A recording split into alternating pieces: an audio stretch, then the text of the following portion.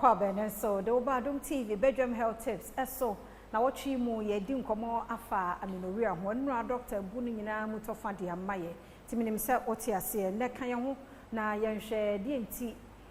kra ne hia so ba bu nsa na se wo mu nsa no a ene ne no ho nsam no te say ye ne doctor du boaten ene di nkomo na watchi doc ye mu akwaba ne na senso enra wo kire ye mu bo ne tofa na ense bo no kra de enti ne wo so ba bu nsa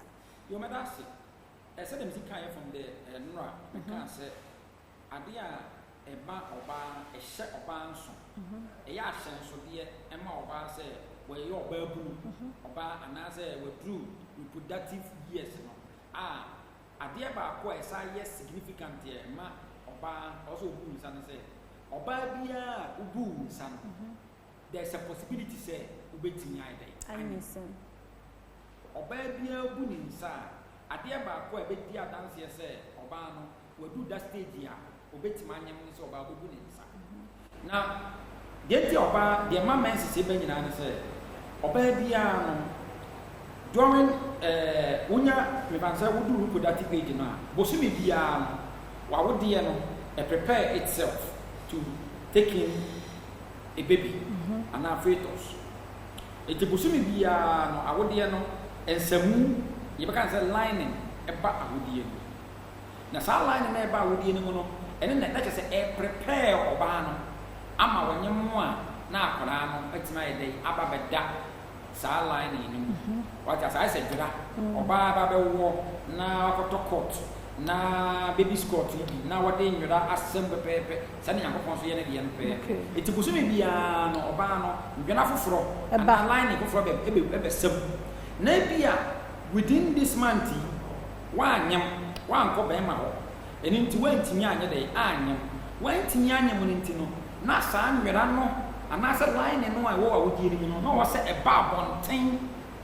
na je sa ye dada ehia biem sa o se ni nyina we off na foforo e sa be sem biem ti ene mama ye special no wo so bia nyakopon renew you renew your the oba no awodi ni mu renew eti moja na e ba no basically no if you awodi ni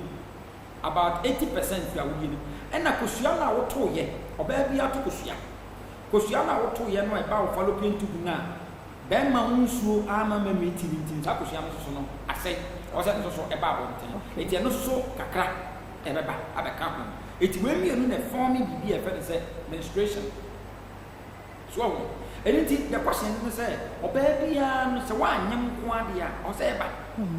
eti sa ma na the question me bisa na say sa line no a say nwera no a ebe sa wawodie ni mu no a o se eba bonten efa ene wo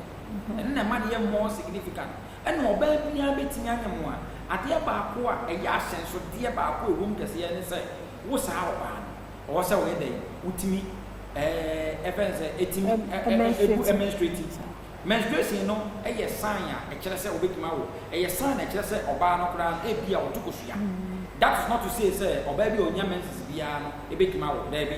obi bekima nya menses so nyinsan emma eno ye another thing but when nya menses no a eye stick eye abia dia dance ye say it is possible say e bia o tukosua so system no very good it is a way nya be pa and the papa condition here e say Amenorrhea e ba be hye oba eno nti said o kan ye ne chese nkora nyina ko mutumi nya bi yes oba bia so be or 13 years no as we now or 11 years now 12 years ya e kire say nipa no oba akora no 11 years na obu ni nsa no woni be ma hia with all things being go with man anyam it is akora no kora na wodi mu at that time na wodi mu no is prepared. It once a woman in San Peno, I would hear also penny now to all who say, now would hear San Miranda Bia, but I would hear preparing and ready to take in a baby. Young fancy here. That's right. 0244 86 70 68 and 9-point number 0244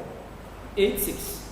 70 68. Yadi be how we are fresh number. Yada sepa Dr. Duboaten. Na watchi mu nkomo Amenorrhea nti wochena so simanum se ya ne ya kanwie na odi bia bo ntoma no ye be se hia se nkwa hoden wo ho a ye da se